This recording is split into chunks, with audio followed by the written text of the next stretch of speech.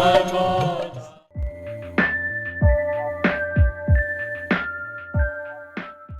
राम जय जय राम।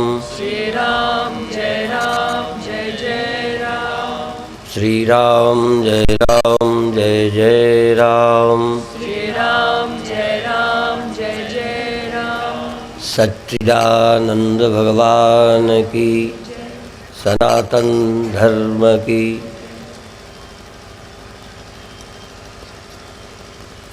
हमारा बोलना चिंतन प्रधान है। चिंतकों के लिए ज़्यादा कल्याणकारी है। अन्य साधकों को चाहिए कि वह अपने मन को किसी श्रद्धास्पद आराध्य के स्मरण में मन को तन्मय करें। मंत्र साधना में कुछ देर अपने मन को लीन करें। मन को मंत्र में लय कर दें। मंत्र ही रह जाए, मन अलग न रह जाए।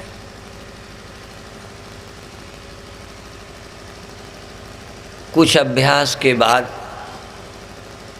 या तो मन मंत्र दोनों ही एक दूसरे में विलय हो जाए, दो न रहे।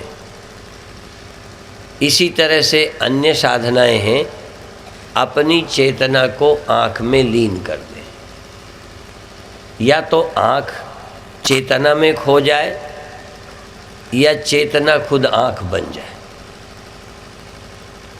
ऐसा न लगे आँख अलग है और चेतना अलग है। जैसे मिट्टी अपने आप को घड़े में समा देती है, या तो वो घड़ा लगने लगता है या फिर मिट्टी लगने लगेगा, दो में से एक तो खोएगा।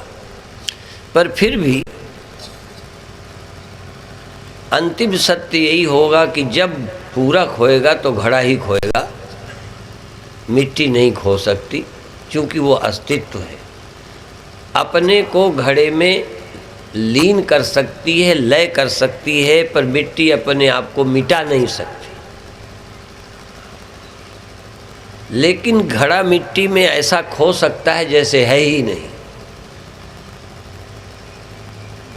एक समय आ सकता है कि जब आंखें आपकी ध्यान में खो जाएं। प्रारंभ में आपका ध्यान आंख बन जाएगा और तुम आंख बनकर देखने लगोगे, तुम कान बनकर सुनने लगोगे। स्वप्न में तुम ही तो आँख बनते हो और देखते हो, और थोड़ा ध्यान दोगे तो तुम स्वप्न में आँख ही नहीं बनते, जो आँख से दिखता है वो भी तुम ही बनते हो। यद्यपि तुम्हारी एक धारणा के कारण लगता है हम उसे देख रहे थे आँख से, लेकिन और जागरूक होकर ख्याल करो, स्मरण करो स्वप्नों को। स्वप्नों को स्मरण करने के लिए जगना जरूरी है। फिर जग कर ख्याल करो, देख रहे थे वो कौन था, जिन आँखों से देख रहे थे वो आँखें कौन थीं, और तुम क्या थे। तो पता चलेगा देखने वाली आँखें, दिखाई देने वाले दृश्य और बीच की दूरी, वो सब तुम ही तो थे।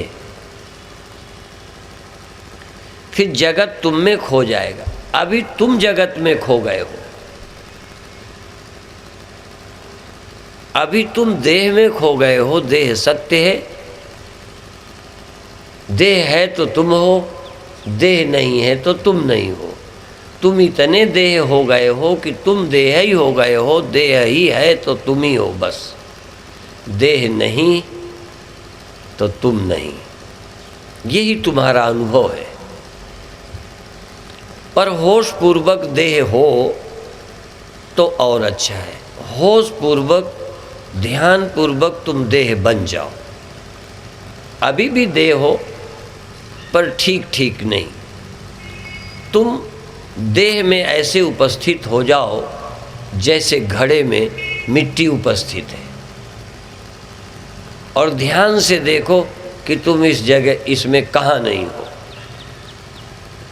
तो दो अनुभव होंगे। एक अनुभव होगा कि हूँ तो मैं देह, पर देह में मैं चलता हूँ। यद्यपि घड़े में मिट्टी ऊपर नीचे अगल बगल में जाती नहीं, मिट्टी पूरी की पूरी घड़े में रहती है। नीचे की ऊपर चली जाए, ऊपर की नीचे, दाएं की बाएं हो जाए, ऐसा नहीं होता। पर तुम देह में यदि बिल्कुल तादाद में कर लोगे ना, तो फिर तुम कहाँ हो ये नहीं बता सकते। फिर पूरे देह में तुम हो। अभी तुम पूरे देह में नहीं होते हो, क्योंकि देह अलग है और तुम अलग मन हो। मन और देह अलग हो जाते हैं तो मन से तुम घूमते रहते हो।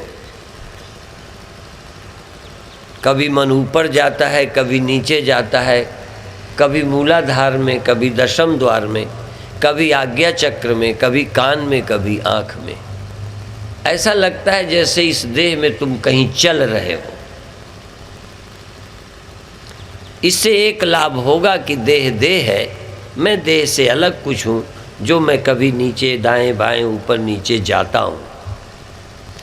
अर्थात दूसरा अनुभव होगा कि तुम मन हो, तुम तन नहीं, तुम मन हो।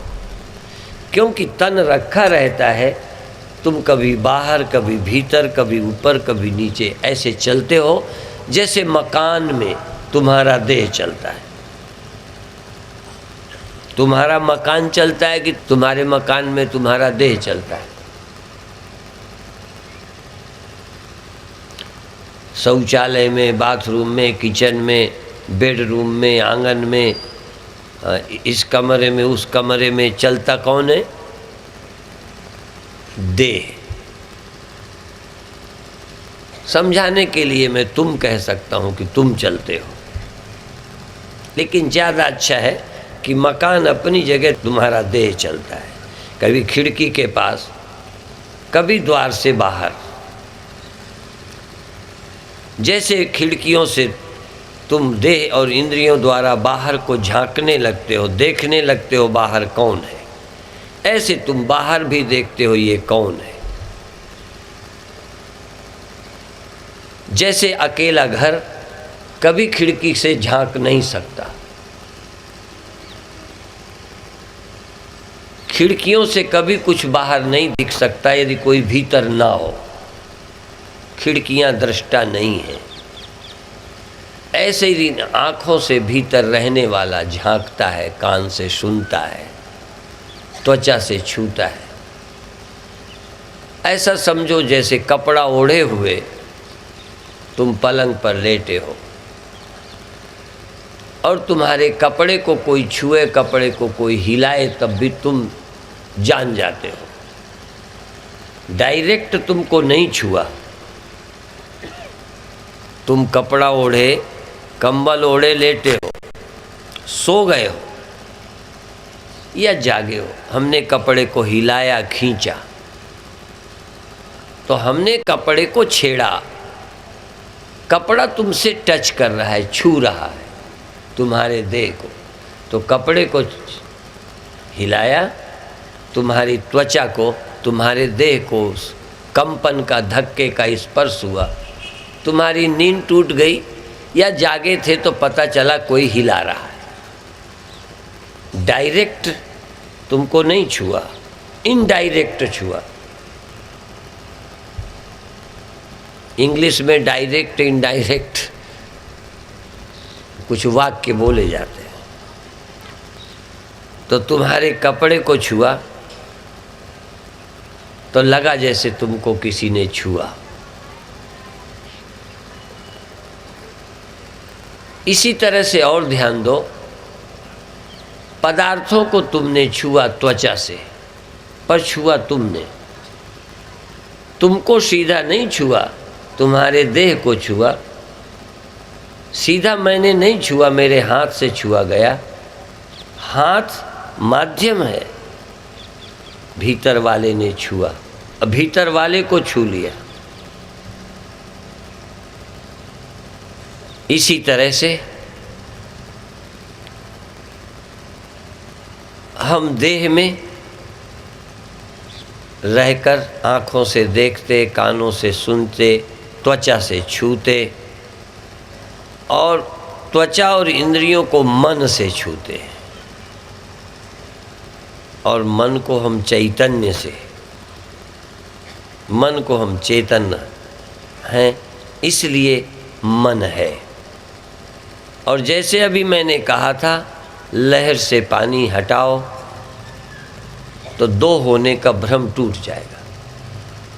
मिट्टी घड़े से हटाओ तो जो तुमको दिखता था वो एक अर्थ में खो गया। जो मेरी बुद्धि ने, मेरी इंद्रियों ने जो स्वीकार किया था कि घड़ा है, वो खो गया। ऐसे ही दृश्य खो जाएंगे, इंद्रियां खो जाएंगी, मन खो जाएगा, और जो तुम हो या तो कहो रह जाएंगे या कहो हो जाएंगे, जो अच्छा लगे। कई जगह कहा है कि ब्रह्मभूत प्रसन्नात्मा न सोचती न कांक्षती, ये जीव ब्रह्म हो जाता है। जैसे घड़ा मिट्टी हो गया, एक भाषा है खो गया, मिट्टी, दूसरी भाषा है मिट्टी हो गया, तीसरी बात इसी से निकलती है कि घड़ा खो गया, मिट्टी रह गई।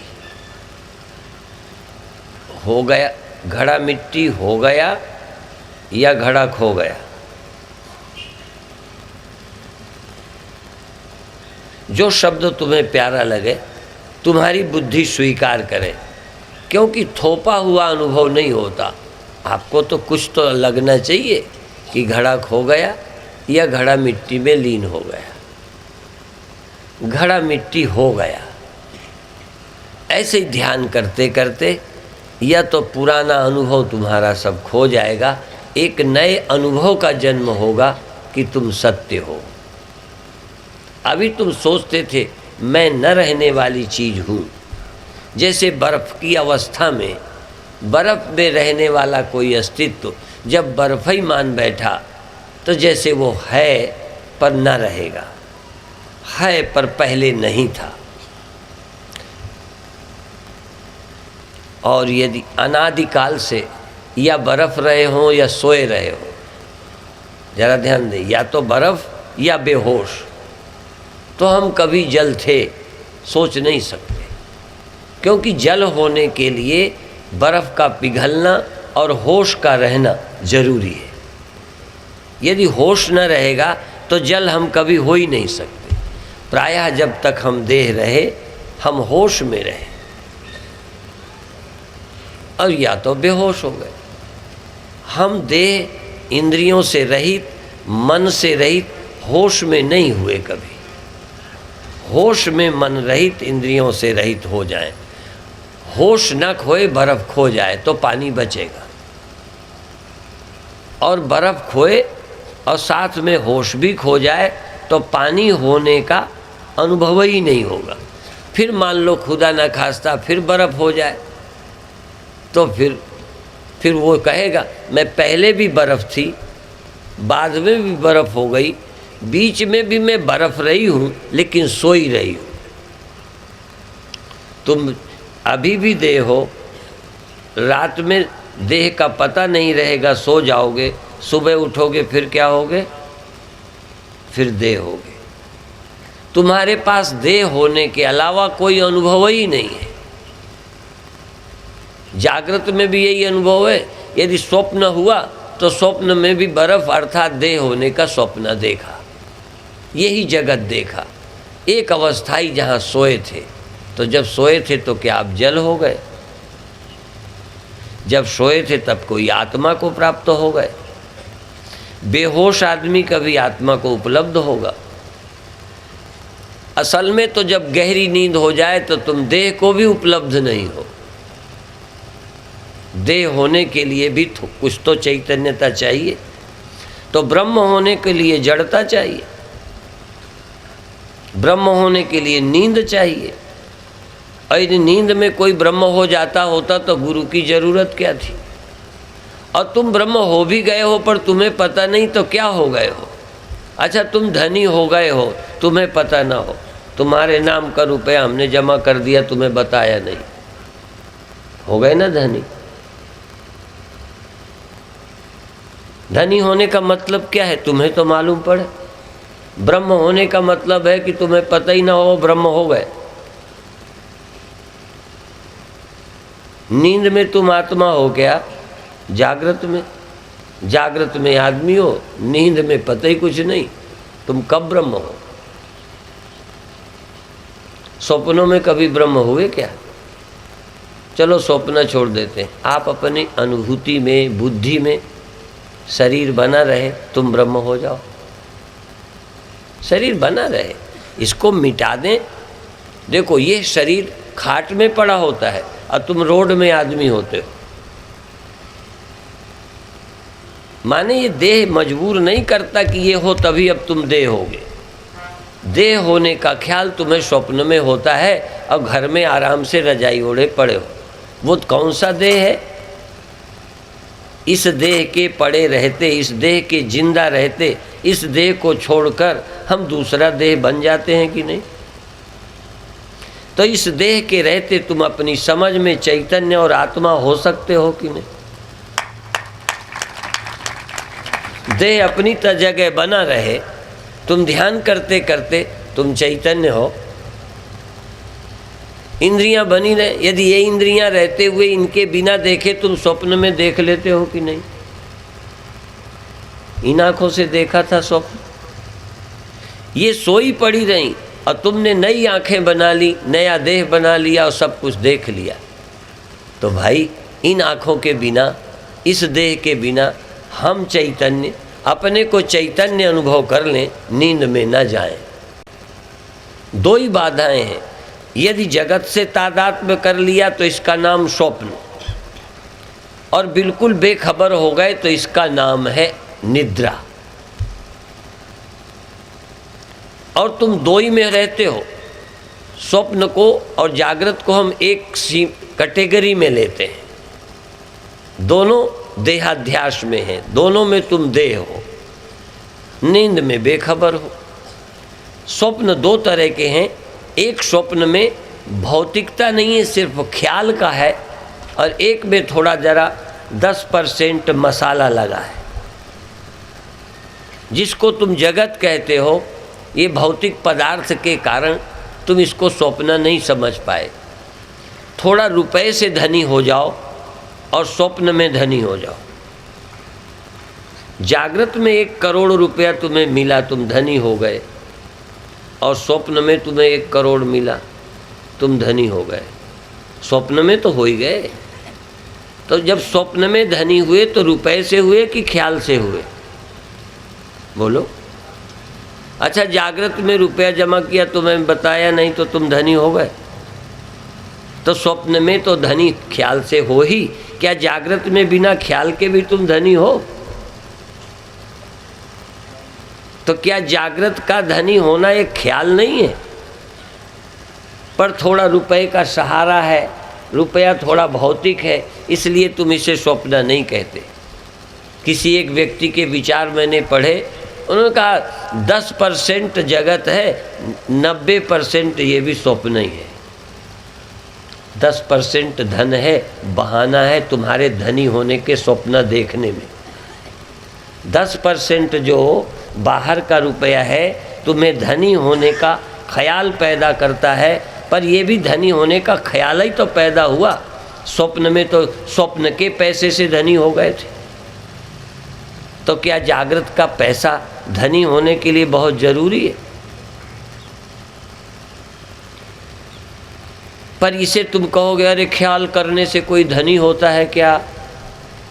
मैं तो कहता हूँ क्या बिना ख्याल के कोई धनी होता है क्या? सद्गुरुदेव भगवान की। स्वप्न में बिना किसी के तुम मर गए थे, तो जागृत का मरना क्या स्वप्न नहीं है? और जागृत में यदि मरने का ख्याल तुम्हारा खत्म कर दिया जाए, फिर तुम्हारे देह को मार भी दिया जाए, तो तुम मरोगे क्या?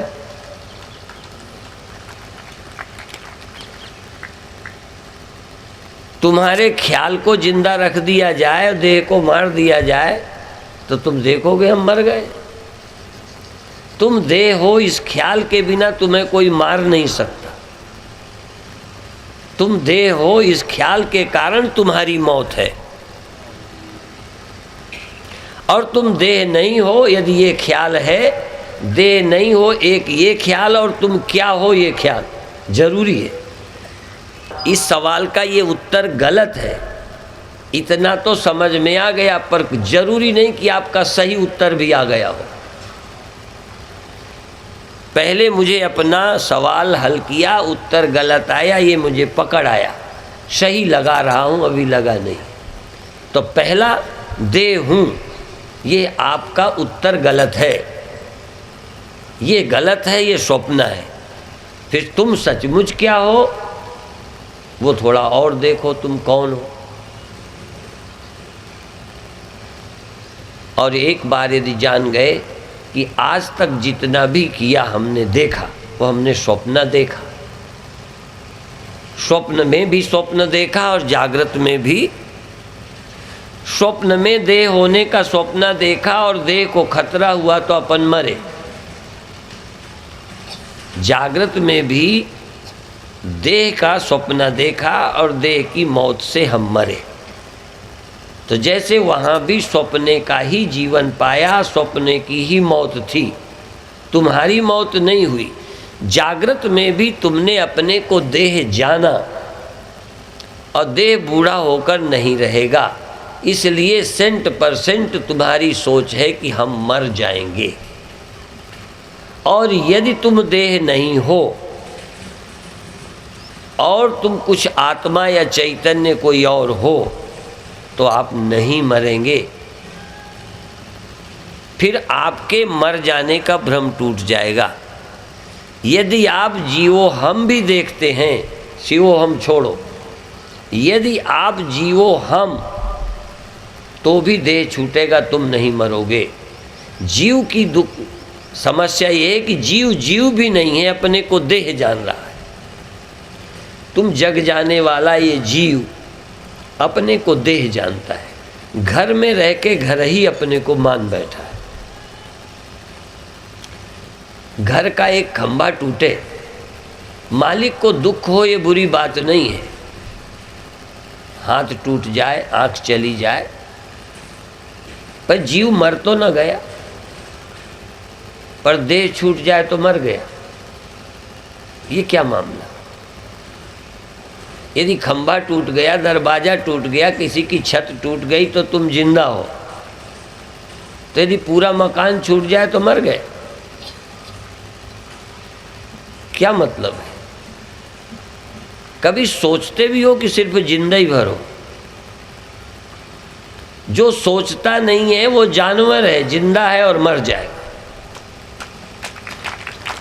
जिसके अंदर सोचने की, विचारने की क्षमता नहीं है, वो भले 2 पैर हो, सिर ऊपर हो गया हो, गाय भैंस कुत्ता की सलाह विलक्षण हो, पर जानवर से ज़्यादा नहीं हो, यदि चिंतन रहित जीवन है तो।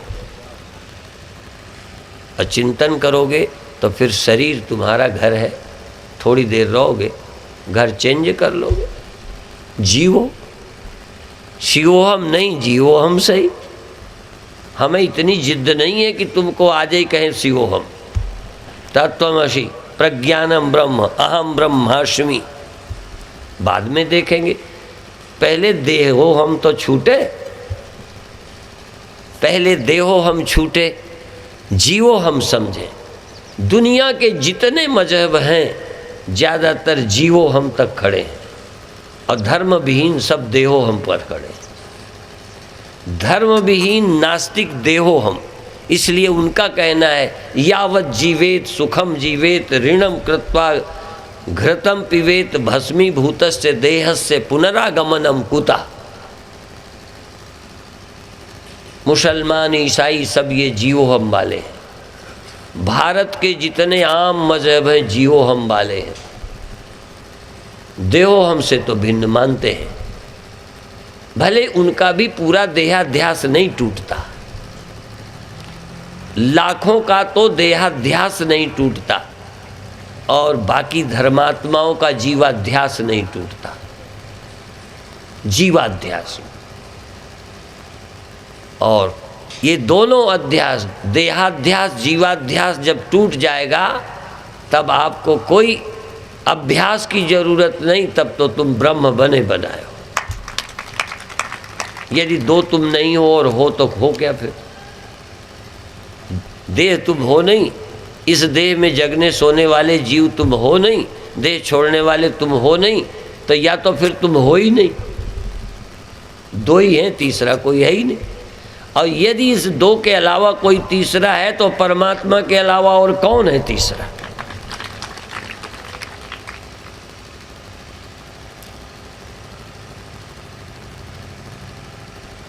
आसान तो नहीं है, दुनिया की सारी पढ़ाइयों से कठिन पढ़ाई है ये, इसमें दो राय नहीं। पर फिर भी पढ़ना अच्छा लगे। ऐसे ही वेदांत यदि युक्ति युक्त तर्क युक्त लगता है, कथा यदि तुमको ठीक समझ आती है, तो आज नहीं कल तुम उस सत्य को उपलब्ध होगे। और ये मत समझना कि हम इस बात को एक दिन में समझ गए। और दूसरी बात बता दूं, गुरु जी इतनी मूल बातें बता गए कि आज गुरु नहीं है तो भी हम समझ लेते हैं, समझने का ढंग दे गए। यदि समझने का ढंग और पद्धति मिल गई तो गुरु का देह न रहे तब भी गुरु तुम्हारे साथ मदद करेगा, तुम समझ सकते हो। पर जो समझने का ढंग नहीं दे गया, केवल मंत्र दे गया है, समझने का मंत्र, मंत्र अकेला नहीं, हाँ, समझने का ढंग, सोचने की दिशा दे गए। हमको भी सोचने की दिशा मिली है। जो गुरुदेव के समय नहीं समझते थे वो भी आज हम समझा रहे हैं। पर ये कृपा उनकी, उस रास्ते पर डाल गए जिधर हमें चलना था, जो हमें समझना था। ये समझ में आ गया था कि ये ठीक कहते हैं, बस बाकी काम चालू है। आग लगा जाओ पर बुझाने की मेहनत मत करो, आप ही सब बुझ जाएगी जला जुलू के। इसलिए गुरुदेव आग लगा जाएंगे, तुम यदि प्रमाद से उसे बुझाओगे नहीं, कुसंग में पढ़कर बुझाओगे नहीं, तो वो एक जो चिंगारी लगा गए हैं वो सब तुम्हारी अविद्या वासनाओं का क्षय कर परम आनंद तक पहुंचा देगी। जरूरी नहीं कि जब आग लगाई तभी सारा घर जल जाए, टाइम लगेगा, पर आग बुझाना मत। तुम बुझाना नहीं, वो बुझेगी भी नहीं। बुझाते हैं कुसंग में पढ़कर, गलत गुरुओं का संग करके। गलत गुरु का संग से बड़ा कोई कुसंग नहीं है। फिर मैं बता दूं, शराब पीना उतना कुसंग नहीं है, क्योंकि उससे तुम्हारे मतभेद नहीं बनते, तुम्हारी बुद्धि में भ्रम नहीं बनता, तुम्हारे सोचने के तरीके में फर्क नहीं डाला उसने। तुम यदि हिंदू हो पीते हो तो हिंदू बने रहे, तुम मुसलमान हो पीते हो तो मुसलमान बने रहे, तुम पंडित हो तो पंडित बने रहे। उस धारणा में परिवर्तन शराब ने नहीं किया। नहीं समझ में आई बात? पर समझाने वाला ऐसा समझा सकता है कि सब झूठ बातें हैं, तुम पाखंड कर रहे हो, कोई हिंदू मुसलमान नहीं होता। चाहे वो बात बहुत ऊंची है, पर तुम्हारे दिमाग को बदलेगा तो जो संग तुम्हारे दिमाग को बदलता है वही खतरनाक है और वही कल्याणकारी भी है। किसी का संग करो आप आदमी बने रहोगे, शराब पीते हो आदमी ही रहोगे, मांस खाते हो आदमी रहोगे। नहीं समझ में आया? और यदि अच्छा सत्संग करोगे तो आप ये तो जान लोगे मैं आदमी नहीं हूँ, मैं जीव हूँ, देह छोड़ूंगा, अगले जन्म में भोगना पड़ेगा। भले शराब अच्छी लगती है। तो देखो, आपकी बुद्धि को कुसंग बदलता है और सत्संग भी बदलता है, दोनों बुद्धि को प्रभावित करते हैं। तो सत्संग से यदि बुद्धि अच्छी होती है तो कुसंग से बुद्धि बदलेगी, गलत हो जाएगी। इसलिए सत्संगी को कुसंग नहीं करना चाहिए, जिससे तुम्हारी चिंगारी बुझे ना, तुम्हारे सोचने के तौर तरीके न बदलें। तुम पाप करते हो ना, उससे खतरा नहीं है, पर यदि कोई समझाए पाप बुरा नहीं है, ये सब पाखंड की बातें हैं, तो उसने आपको आगे के लिए बुराई करने के लिए रास्ता साफ कर दिया। तुम पीते थे, तुम छोड़ दोगे, कल अनुभव करोगे, लेकिन जो नास्तिक तुम्हारे दिमाग में डालता है कि सब बेकार की बातें हैं, कोई स्वर्ग नरक है नहीं, अब तो जो मन है सो करो।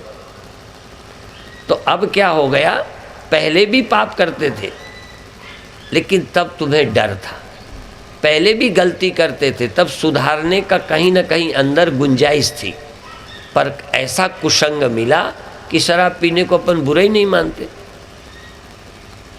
चरित्रहीनता को हम बुरा नहीं मानते, सेक्स को हम बुरा ही नहीं मानते।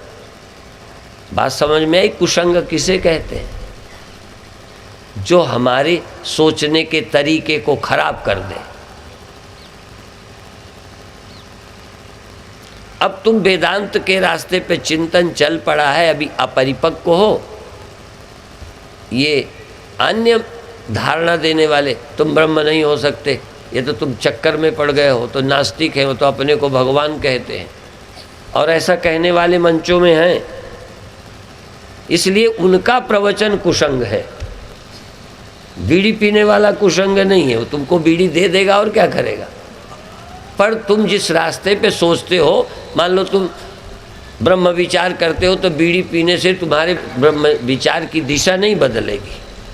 बुरा नहीं मानो, मैं पीने की छूट नहीं दे रहा, मैं दोनों कुसंगों का फर्क बता रहा हूँ कि वो कुसंग इतना खतरनाक नहीं है जितना तुम्हारी बुद्धि को बदलकर एक अच्छे रास्ते से गलत रास्ते में डालने वाला खतरनाक। और देह हो तो मरोगे, जीव हो तो देह बदलोगे। फिर समझ लो, देह हो तो मरोगे। नास्तिक मरेगा, धर्मात्मा मरेगा नहीं, अगले जन्म में जाएगा, नरक जाएगा। वो उसको अपने अंदर मर जाने का ख्याल नहीं आएगा, इसीलिए बाप के मर जाने पर इस बात के लिए कई बार नहीं रोते। कई लोग इसलिए रोते हैं कि हम पिताजी को भजन का मौका नहीं दिया, वो तर ना पाएंगे। एक बेटे दुखी थे कि माँ एक शादी के समय पर क्रोध में आ गई और उनका शरीर छूट गया, और वो क्रोध में शरीर छूटा है, एक्सीडेंटली छूट गया, हार्ट फेल हो गया, पेट से अकाल मृत्यु हो गई एक तरह से। तो कहने लगे उनका कल्याण कैसे होगा, यदि मर गई तो कल्याण का क्या सवाल है। फिर मर जाने के बाद दिनते रही या उनकी कल्याण की प्रार्थना का क्या सवाल है। इस देश के नास्तिक नेता भी मरे पर आत्मा की शांति के लिए 2 मिनट का मौन करते हैं, और उधर धर्मनिरपेक्ष हैं बेईमान। जब तुम धर्मनिरपेक्ष हो तो गाली दे के बोलने का मन करता है, तुम बेईमान लोग हो। आत्मा की शांति के लिए, उनके दिवंगत आत्मा के लिए मौन प्रार्थना करते हो, तब तुम्हारी धर्मनिरपेक्षता को खतरा नहीं आया, और अच्छी बातें लागू करने में धर्मनिरपेक्षता लाकर तुम बाधा डालते हो। यदि नास्तिक हो, देह भर है, तो मर गए, बात खत्म। क्या उसकी आत्मा, क्या उसकी परमात्मा, क्या उसका नाम, क्या। और यदि जीव हो तो तुम मरे नहीं, तुम्हारा पिता मरा नहीं, तुम्हारे गुरु मरे नहीं, कहीं गए होंगे, स्वर्ग गए होंगे, नरक गए होंगे, अगला जन्म लिया होगा, जानवर की योनि में गए होंगे। तो प्रार्थना करो कि पशु के देह में ना जाएं, बस पुण्य करो, जीते पुण्य करो कि हम मरना तो है नहीं, पर खतरनाक योनियों में ना जाएं। ट्रांसफ़र हो तो कम से कम अच्छी जगह हो, कोई जंगल में ना भेज दें जहाँ ठगने का मौका ही ना मिले। हाँ, तो मैं देह हूँ, इतना ही जिसको सत्य लगता है वो तो मौत को प्राप्त होते हैं। इसलिए जानवर मर गया कभी नहीं कहते ये भैंस स्वर्ग का स्वर्गवास हो गया, हमारे कुत्ते का स्वर्गवास हो गया।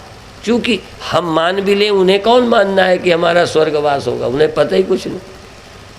पर हम इनको कहते हैं ऐसे करो स्वर्गवास होगा, फलाना होगा। तो स्वर्गवास नरकवास दूसरा जन्म किनका होगा? जो जीव हैं। और जो चैतन्य ब्रह्म है, साक्षी हैं, वो जीव नहीं है, वो देह नहीं है। ये तो जीवाभास देहाध्यास मात्र है, स्वप्न है। मैं तो सत्य हूँ जिसके आश्रित सारी सृष्टि रहती है। अब वो कहाँ जाएगा निकल के जो व्यापक है? व्यापक और जो आत्मा है व्यापक है, वो सहस्रार में कैसे चढ़ जाएंगे? ये दसम द्वार में जो चढ़ाते रहते हैं ना आत्मा को, ये आत्मवेदता नहीं है, मूर्ख लोग। अपनी सुरति अपनी वृत्ति को ले गए, मन को यहाँ ले आए तो लगता है हम यहाँ आ गए, मन जगने में आ गया तो लगता है हम यहाँ आ गए, मन स्वप्न में हुआ हम वहाँ चले गए थे, स्वप्न मन नींद में चला गया हम नींद में चले गए थे। असल में ये मनोवेदता है, जीव भाव वाले हैं, आत्मा का पता ही नहीं है, जो ऊपर चढ़ते हैं आत्मा को चढ़ाने में लगे पड़े। देह भाव का त्याग कर दीजिए, कहाँ जाओगे, कहाँ आओगे, कहाँ रहती है आत्मा?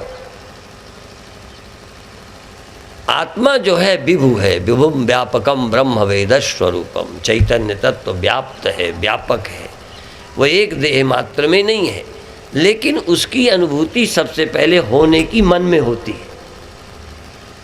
जैसे बताया कि जल बिल्कुल होते हुए निर्विकल्प हो और जहाँ लहर है तहाँ मालूम पड़े हूँ, तो सागर मानेगा मैं यहाँ हूँ, सागर मानेगा हम वो हैं। जैसे तुम यहाँ हो, ये यहाँ है, हम यहाँ वो हम, ऐसे ही वो एक जो है अलग अलग जगह हो गया है तो सागर, पर सागर को पता ही कुछ नहीं। पता तो वहाँ है जहाँ लहरें। इसलिए कितने सागर या कितने मैं, जितनी लहरें, जब लहरें जहाँ लहरें, जब मन तब तुम, जहाँ मन तहाँ तुम, जब तक मन तब तक तुम। यही अभी तुम्हारा जीवन है। जागृत में तुम यहाँ हो, स्वप्न में कहाँ थे? आप ही बता सकते हो, हम वहाँ थे, ये थे, तो देह तो यहीं पड़ा था। तो तुम कहाँ? जहाँ तुम्हारा मन। इसलिए मन जब यहाँ आ गया तब आपको लगता है हम यहाँ आ गए, तुम नहीं आए। कैसे बताऊँ मैं तुमको? थोड़ा सा समझाऊँ, यदि तुम थोड़ी हिम्मत जुटाओ। देखो कपड़ा कहाँ है? यहाँ। जरा बात समझें। अस्तित्व, इसको लगता है हम हैं, हम हैं। अब इससे पूछो कहाँ हो तो यही कहेगा ना। अब देखो हम योग साधना योगाभ्यास कराते हैं, ये देखो ये देखो ये देखो, नीचे से चढ़ती चढ़ती आत्मा जो है ना, ओहो काफ़ी ऊपर आ गई नहीं। अब वो यहाँ आ गई आत्मा। अस्तित्व तो यहाँ से वहाँ तक एक है, पर होने का भाव यहाँ से यहाँ आ गया। ख्याल होनेपन की कल्पना यहाँ के बजाय अब यहाँ से चली गई आत्मा। कहाँ आ गई? आत्मा चढ़ गई, अस्तित्व चढ़ गया। अस्तित्व में एक जो स्मृति है, फीलिंग, वो फीलिंग जहाँ हुई वहाँ मालूम पड़ने लगी। और तुम्हारी फीलिंग देह में, तुम देह में हो। अभी अभी देह की फीलिंग छोड़ो तो अभी तुम ब्रह्म हो जाओ। और ये गांठ यदि यहाँ अपने होने को भूल जाए और ये देखे कि मैं नीचे से ऊपर तक मैं ही हूँ, ये गांठ सीमित है, मैं सीमित नहीं हूँ, तो यही फीलिंग जो अभी गांठ की है ऊपर नीचे की, फिर यही कहेगी न मैं कहीं आती हूँ, न कहीं जाती हूँ, न ऊपर नीचे होती हूँ, मैं तो एक समान अस्तित्व हूँ। असल में इस सत्य के समझने के लिए जितनी बुद्धि हिम्मत जुटानी चाहिए लोग नहीं जुटाते। और देखो हमारे गुरुदेव ने जो मंत्र हमें दिया वही सब चेलों को दिया। कई तो बिना समझे ही ब्रह्म हुए बैठे हैं। हमें चैन नहीं पड़ी, हमें गुरु से शांति नहीं मिली। यदि गुरु से शांति मिल गई होती तो हम भी वहीं खड़े रहते। हमने सोचना बंद नहीं किया, गुरु नहीं रहे, देह नहीं रहा, पर सोचना हमारा चिंतन आज चालू है। इसलिए आज हम गुरु की कृपा की याद करते हैं कि जो तुम दे गए थे, हमने सोचना बंद नहीं किया, समझना बंद नहीं किया। तो आज इतना हम समझ गए हैं कि हम आपकी उस दिशा पर नाज करते हैं। हम गुरु की कृपा का स्मरण करते हैं कि तुमने यदि ये दिशा न दी होती और सोचने की लत हमें न पड़ती, तो जो निश्चिंतता, जो स्पष्टता आज हमारे पास है वो ना होती। तो आप क्या करोगे? आज से छुट्टी हो जाएगी ना, शाम से हम चले गए, सोचना बंद। अगले साल फिर आ जाएंगे 2 दिन को, खत्म, ठीक। हम तो चले गए, अभी मरे नहीं, सिर्फ चले गए। अभी हम जिंदा हैं, समझते हैं। हमारे गुरुदेव देह भी छोड़ गए, मन भी बोलने समझाने के लायक भी नहीं रहे, पर हमने अभी गुरु का रास्ता नहीं छोड़ा। तुम क्या करोगे? कल से अपने रास्ते, गुरु जी तुम जाओ अपने रास्ते, हम तो चलेंगे। सोचने की जरूरत ही तुम्हें नहीं है, हमें समझाने की जरूरत है कि तुम्हें समझने की। जरा आज ये पूछ लेते, आपको समझने की जरूरत नहीं है, थोड़ा दिमाग हमारा ही खराब है। तुम्हें समझना नहीं, हम समझाना चाह रहे हैं। और यदि हम न समझना चाहते तो गुरुदेव के बताने के बाद में समझने का काम चालू न रखते। समझने का काम चालू रखा इसलिए कि हमें ज़रूरत थी, हमें ज़रूरत थी। गुरु को ज़रूरत होती तो अब हम ना करते, क्योंकि गुरु गए, उनकी ज़रूरत गई। पर हमें अभी ज़रूरत है, इसलिए अभी भी सोचते हैं। जो अपने सत्य को समझने के लिए उद्यत रहता है, वो गुरु बनने के बाद भी समझता रहता है। यद्यपि सबसे बड़ी बाधा गुरु बनना है, सबसे बड़ी बाधा। गुरु बन जाएगा तो गुरुवई का, चेले के बनाने का आनंद मिलने लगता है, इसलिए फिर वो खुलकर समझने का साहस नहीं जुटाता।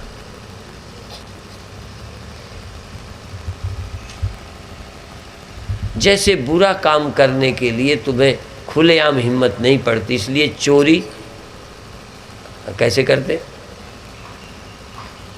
लोग एक कहावत कहते, ऊंट की चोरी झुके झुके नहीं हो सकती, क्योंकि तुम झुक भी जाओ, ऊंट कैसे झुक जाएगा? वो तो दिखाई पड़ेगा। पर चिंतन कई बार चुपचाप हो जाता है, चिंतन चल जाता है, दूर लाउड स्पीकर से सुन लिया। आजकल तो चोरी चोरी ज्ञान लोग प्राप्त कर सकते हैं, कैसेट खरीदो और सुन लो चुपचाप। कई लोग चोरी से पर चलो बहुत अच्छा, धनी बनने का शौक था तभी तो चोरी की। हम तो उन्हें भी बधाई देते हैं जो चोरी से भी कहीं से ज्ञान प्राप्त कर लें, माने गुरु भी ना बनाए। एक दिन, वैसे तो मैं गुरु बनाने का बहुत पक्षधर नहीं हूँ, पर जब गोविंद भाई बोल रहे थे तो मैंने वहाँ से सुन लिया। तो कहने लगे मन से गुरु बना लो, बहुत अच्छा है, चलो ऊपर से न बनो। हमने कहा जब मन से बना लोगे तो ऊपर से क्या डरना? अरे भाई जब प्यार किया तब डरना क्या? प्यार किया कोई चोरी नहीं की, छुप छुप आहें भरना क्या? सद्गुरुदेव भगवान की। यदि तुमको लगता है कि ये गुरु के पात्र हैं, इनसे हमें ज्ञान मिल रहा है, तो बनाने में शर्माने का मतलब बेईमान नहीं हो।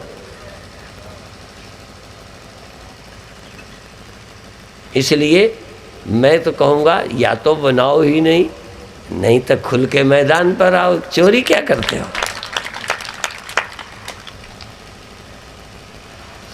हाँ, पाप तो चोरी से ही किया जाता है, खुल के करने की हिम्मत नहीं होती।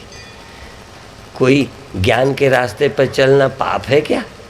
जो पड़ोसी को झेपते हो, पड़ोसी को नहीं झेपते, तुम्हारा अहंकार झुकने नहीं देता, अहंकार चेला नहीं बनने देता, रोकता है। लोग क्या कहेंगे? और गुरु का तो फिर जो गुरुवाई कर चला वो चेला फिर नहीं बन सकता, क्योंकि सबसे ज़्यादा लगेगा लो इतनी दुनिया में कथा करते हैं, अभी चेला बने। एक पंडित जी खूब भागवत की कथा करते हैं, 4-5 साल पहले मेरे से दीक्षा ली। मैंने कहा पंडित जी आप तो खुद ही कथा करते हो, सबको तारते फिरते हो, तुम हमसे क्या लेना चाह रहे हो? तो इसमें भी दो हैं। पंडित जी ने कल्याण के लिए दीक्षा नहीं ली, उन्होंने शायद इसलिए ली कि फेमस गुरु बनाएंगे तो हमारी दुकान भी चलेगी, इसलिए प्रसिद्ध गुरु बनाना चाहिए। कहने का होगा कि इनके चेला हो उनके। तो एक तो ये है, और जो दुकानदार ने तो इसलिए बनाया, अहंकारी बनने नहीं चाहते, क्योंकि हम गुरु बन चुके हैं, फिर लगेगा स्वामी जी अभी तुम्हीं को ज्ञान नहीं था। तो गुरु बनाने के पीछे भी अलग अलग इरादे होते हैं। आजकल तो राजनीतिक लोग भी गुरु बनाने लगे हैं कि इनके चेले भी हम ही को वोट देंगे।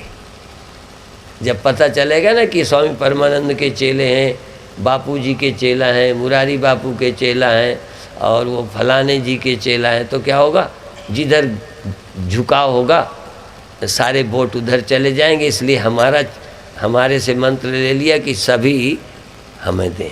नहीं, जैसे जाति का, इस जाति वाले को टिकट दो जिससे जाति के वोट मिल जाए, ऐसे इस मजहब की बात करो इसलिए मजहब के वोट मिल जाए।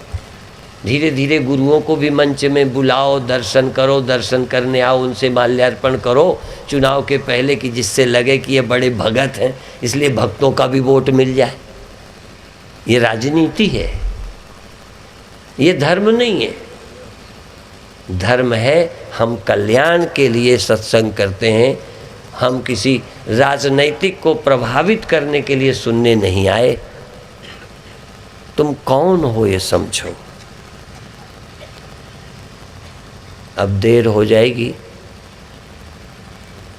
आखिरी बात कहूँ,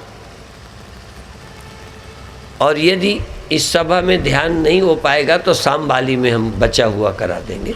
लेकिन एक बात समझनी है, समझाते समझाते मुझसे छूट जाया करती है, कि जो कुछ देर रहे कुछ देर ना रहे, जो मेरे जानने में आ जाए,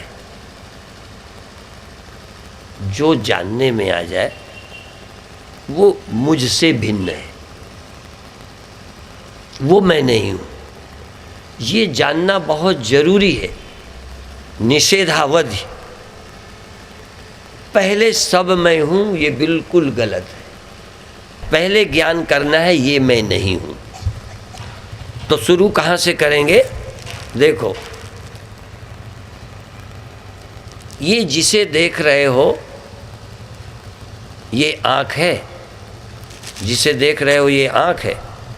बोलो, आँख कौन है? जिससे यह नजर आता है उसका नाम है, जिसको नहीं बोला, अभी ध्यान रखना, जिसको नजर आता है नहीं बोला, जिससे नजर आता है वो आँख है। जो नजर आता है यह आँख। बात समझ में आ गई? इसी तरह से अन्य इंद्रियों को जोड़ो। जो मन से मालूम पड़ता है मन उससे अलग है, जिससे मन मालूम पड़ता है वो मन से भिन्न है। जो कुछ देर रहता है कुछ देर नहीं रहता है वह कपड़ा नहीं है। अभी गांठ को कपड़ा मत कहो, नहीं भ्रम पैदा हो जाए। जो थोड़ी देर रही, थोड़ी देर बाद चली गई, वो और कुछ है, कपड़ा नहीं है। कपड़ा वो है जो गांठ के पहले, गांठ के समय, गांठ के न रहने पर रहता है। परिभाषा।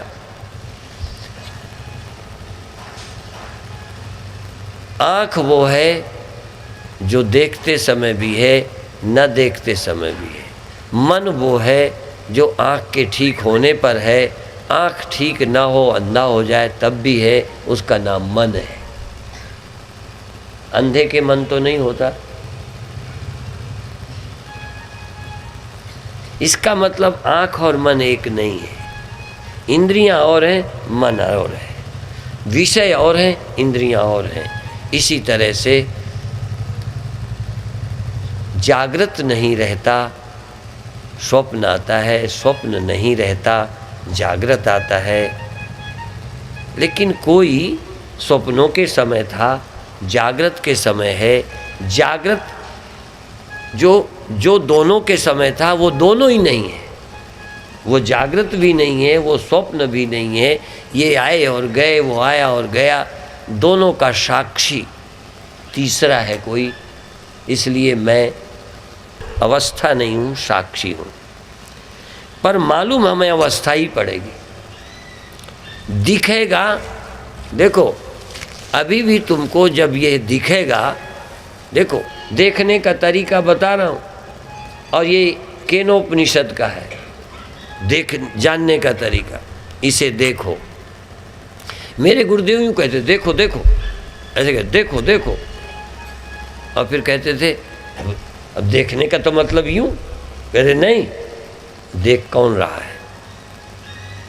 तो ऐसे ही इसे देखो, और इसके देखने में याद करो जो देखता है दिखता नहीं है। आपकी नज़र से ये दिखता है। नज़र है या नहीं? बोलो, है। अब इसके देखते समय नज़र भी छोड़ो नहीं। बस देखने का तरीका, जब कुछ नज़र आए तो तुरंत आँख है, देख रहा हूँ, न होती तो मुझे न दिखता। यह स्मरण ध्यान है। समझ में आ रहा है क्रम? शुरू कहीं से कर दो। जहाँ जो कुछ सुन रहे हो तो वहीं ध्यान शुरू कर दो। ये शब्द है, ये सुनाई दे रहा है, कान माध्यम है। पता किसे चल रहा है शब्द का? मुझे।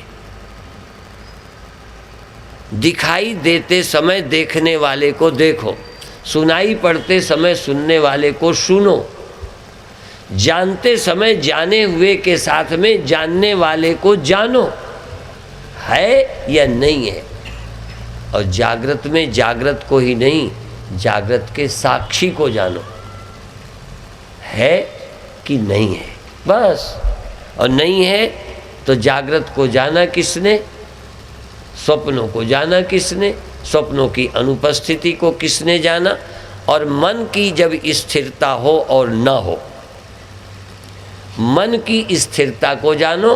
मन की स्थिरता जब भंग हो जाए तब जानो कि स्थिरता नहीं रही। ये जानी गई या नहीं? तुम स्थिर होने के चक्कर में ना पड़ो। यदि होना ही है तो इस बात में ध्रुवा स्मृति, यह स्मृति मजबूत करो कि जब मन गया तो तुमने जाना या नहीं जाना। तो गया और जानने वाला एक है या दो हैं? जो गया और जिसने जाना। क्योंकि ये पहले ही मैंने बता दिया, एक सूत्र, पद्धति बता दी, पद्धति, मेथड। जब ये दिखाई पड़े तब आप आंखें देख सकते हो। जब कुछ जानने में आए तब तुम जानने वाले को जान सकते हो। और जब जानने को कुछ न रह जाएगा तो यदि या ना होता तो शायद तुम जानने वाले को जान ही ना पाते। एक बात मैं पूछता हूँ, इसको आप गंभीरता से बताएंगे।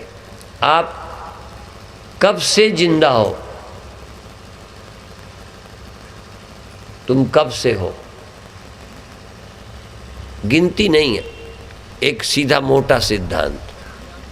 जब से आपको ये होश है, हम पहले छोटे थे, वहाँ पढ़ते थे, वहाँ रहते थे, खेलते थे, तो कोई न कोई जानकारी का स्मरण है जो तुम्हारे इतने दिनों से, जिनको अभी 6 साल की याद है, उसके पहले वो थे। होने का तब से ही आपको वर्णन कर पाते हो जब से कुछ न कुछ तुम जानते हो। अपने खेलने को, किसी दोस्त को, किसी अध्यापक को, किसी सड़क को, किसी खेत को, कुछ न कुछ, छोटे थे तब चलने को, खेलने को, 2 पैर से उठने को, घसट कर चलने को, तुम कुछ जानते हो तभी से तुम हो। ठीक? जब का तुम कुछ नहीं जानते तब थे, बताओ।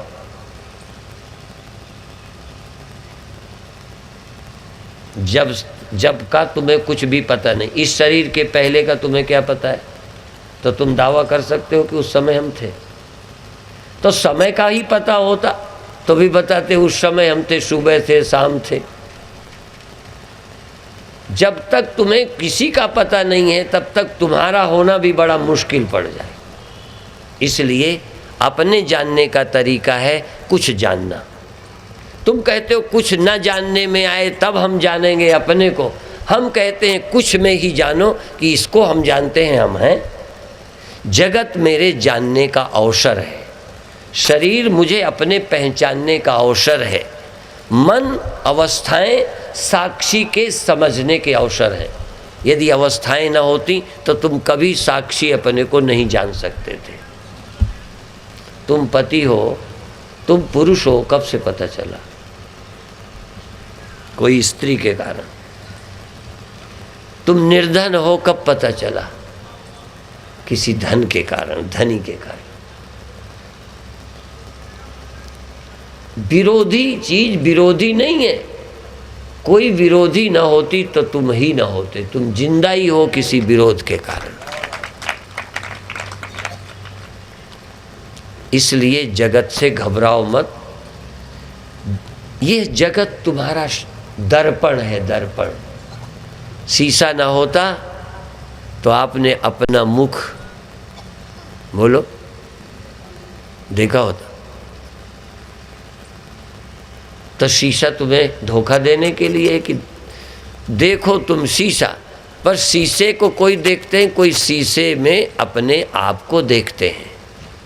तो इस जगत और मन के शीशे में तुम आत्मा अनुभव करो कि मैं इस मन में, मैं इस मन में मैं हूँ।